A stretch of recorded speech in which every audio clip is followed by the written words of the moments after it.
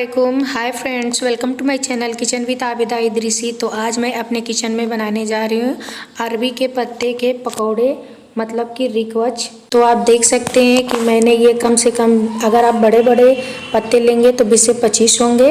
ये मैंने दाल ली है मटर की 1 कप, जिसे मैंने रात में भिगा के रखा हुआ था, जो कि अभी ये काफ़ी फूल चुकी है। और इसके लिए मैंने हरी मिर्ची ली हुई है 8 से 10, लहसुन है 10 से 12, धनिया पत्ती है, और मैंने कुछ मसाले लिए 2 चम्मच धनिया पाउडर, 1 चम्मच लाल मिर्च पाउडर।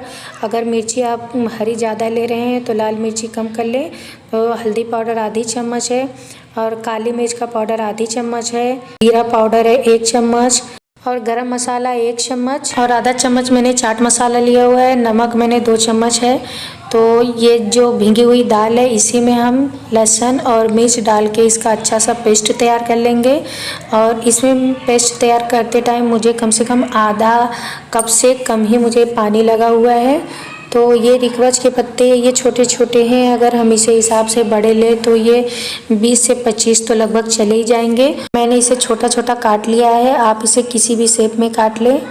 तो देख सकते हैं कितना बारीक हो गया है, आप चाहे तो इसे भी बारीक कर सकते हैं। तो ये जितने भी पत्ते हैं मैंने काट लिए, और अब इसके लिए वही पिसी हुई दाल लेंगे जिसमें मैंने मिर्ची और लहसुन को पीसा हुआ था।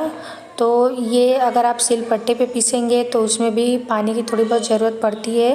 तो अभी थोड़ा थोड़ा डाल के हम इसे मिक्स कर लेते हैं, और इसे मिक्स करने के बाद जितना है हम सब मिक्स करने के बाद फिर इसमें जो मसाले हैं वो हम डाल देंगे। ये जितने मसाले पाउडर थे ये मैंने ऐड कर लिया इसमें। इसी टाइम ऐड कर देंगे बारीक कटा हुआ धनिया, और धनिया पत्ती भी डालने के बाद इसको अच्छी तरह मिक्स कर लेते हैं। और मैंने लिया हुआ है आधा नींबू, आप चाहे तो 1 नींबू ले सकते हैं। अगर आपको अचार डालना हो तो आप आधा नींबू कर लें, क्योंकि अभी मैंने इसके बाद अचार डालना भी है, जो कि मैंने आपको शुरू में नहीं बताया था। तो अब इसको अच्छी तरह मिक्स कर लेते हैं, और हाथ से ही मिक्स करें। तो मैंने इसमें अचार डालने के लिए आम का अचार लिया हुआ है, आप चाहे तो हरा मिर्चा वाला भी अचार ले सकते हैं। तो ये मैंने आम का 1 कतरा लिया हुआ है, आप ये अपने हिसाब से, जो खट्टे के हिसाब से हो उस हिसाब से डाल सकते हैं। अगर आपके पास अचार ना हो तो आप आमचूर का पाउडर जो है वो 1 चम्मच डाल सकते हैं, या फिर आप 1 नींबू ले लें वो भी डाल सकते हैं, क्योंकि इसमें जो रिकवच को खाने में जो गले में खुजली होती है वो नहीं होगी। तो अब देखिए मैंने ये पूरा बैटर तैयार कर लिया है। अब मैंने गैस ऑन करके उस पर रखा है एक पतीला, आप कोई सा भी एक बड़ा सा पतीला ले लें, और पतीले में हम कम से कम 1.5 लीटर तक पानी डालेंगे, 1.5 से 2 लीटर। तो मैंने इसमें 1.5 लीटर पानी डाला है। और पतीले पे आप मत जाए, पतीले में मैं हर बार रिकवच और फारा वगैरह बनाती हूँ। तो अब हम इसे ढक के रख देंगे, और रखने के बाद जब ये पानी में उबाल आने लगेगा तो इसके लिए मैंने एक छन्नी ली है। और छन्नी रखने के बाद, इससे पहले मैंने आपको रिकवच की एक रेसिपी बताई थी, जिसमें मैंने कपड़े पे भी बांध के बताया है आपको, और छन्नी में भी रख के बताया है। मैंने ढक के रख दिया है, अब जब तक गर्म होता है। मैंने ये आधा लिया है, आप चाहें तो इसमें से 3 गोला जो है वो बना सकते हैं। तो मैंने 2 ही बनाने के लिए सोचा है, तो आप चाहें तो ये छोटा छोटा भी बना के रख सकते हैं उस हिसाब से।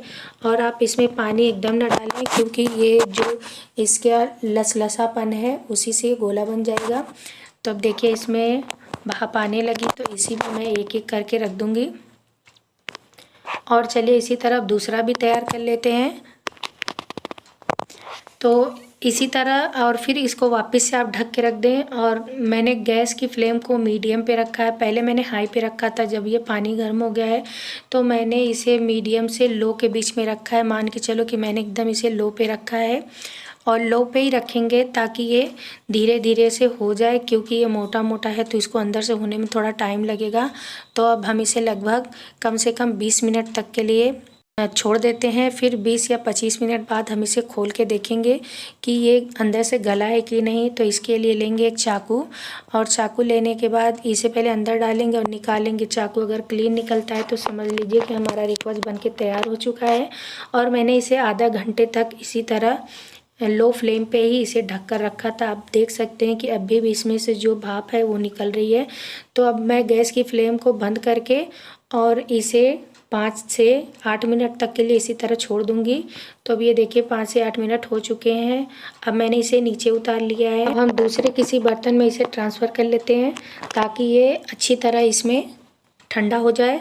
और ठंडा होने के लिए हम कम से कम इसे रखेंगे 2 से 3 घंटे के लिए। अगर आप चाहें तो उससे कम पे भी रख सकते हैं। जब ये ठंडा हो जाता है तो ये आसानी से और एकदम अच्छी तरह कटता है। अगर ये गरम रहता है तो जो इसकी पीसें रहती हैं वो जल्दी कटती नहीं, वो लपट लपट जाती हैं। तो देखिए मैंने कितनी अच्छी तरह इसको काट रही हूँ, क्योंकि अब ये ठंडा हो चुका है। और अंदर से आप देख सकते हैं कि कितना प्यारा लग रहा है माशाल्लाह से। और ये जितना अच्छा लग रहा है उतना ही खाने में भी टेस्टी है। आप तीखा अपने हिसाब से डाल सकते हैं, कम या ज़्यादा, जैसा आपको पसंद हो।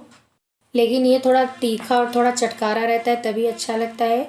तो आप मिर्ची आप अपने हिसाब से डाल सकते हैं। अब ये देखिए मैंने जितने भी थे सारे के पीसे निकाल ली हैं। अगर आप चाहें तो इसे जितना आपको तल के खाना हो उतना आप तल के खा सकते हैं, और चाहें तो आप इसे फ्रिज में रख दें और इसे 2 दिन 3 दिन 4 दिन तक करके भी खा सकते हैं। तो अब मैंने तवा रख लिया है और अब इसे गर्म होने देंगे। और इसमें मैंने तेल डाल दिया है। तेल आप ज़्यादातर तो इसे सरसों के तेल से बनाते हैं, तो आप रिफाइंड ऑयल से भी बना सकते हैं। और इससे पहले मैंने जो रिकवच की रेसिपी बताई है उसमें मैंने आपको सरसों के तेल से बनाने के लिए बताया था।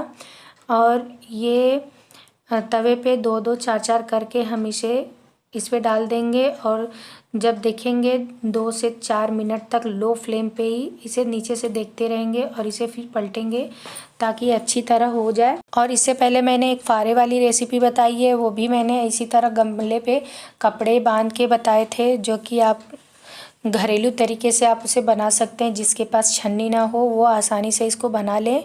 और अब इसे हम इसकी साइड को चेंज कर लेंगे। आप देख सकते हैं कि कितना अच्छा सुनहरा हो रहा है। तो इसी तरह हम दोनों साइड से इसे तल लेंगे। और फिर इसके बाद भी दूसरे साइड भी हम थोड़ा सा तेल डालेंगे ताकि जो नीचे वाला है वो भी इसी तरह क्रंची बने। तो अगर आप चाहें तो इसे और क्रंची बनाना चाहते हैं तो आप इसमें कॉर्नफ्लावर डाल सकते हैं। चावल का 2 या 3 चम्मच चावल का आटा डाल दें तो ये और भी कुरकुरा होगा। लेकिन जैसे ये मैंने बताया ये भी वैसे ही कुरकुरा है। इससे पहले मैंने जो बताया उसमें चावल का आटा डाल के बताया हुआ है। तो अब चलिए इसे निकाल लेते हैं। आप देख सकते हैं दोनों साइड से अच्छी तरह हो चुका है।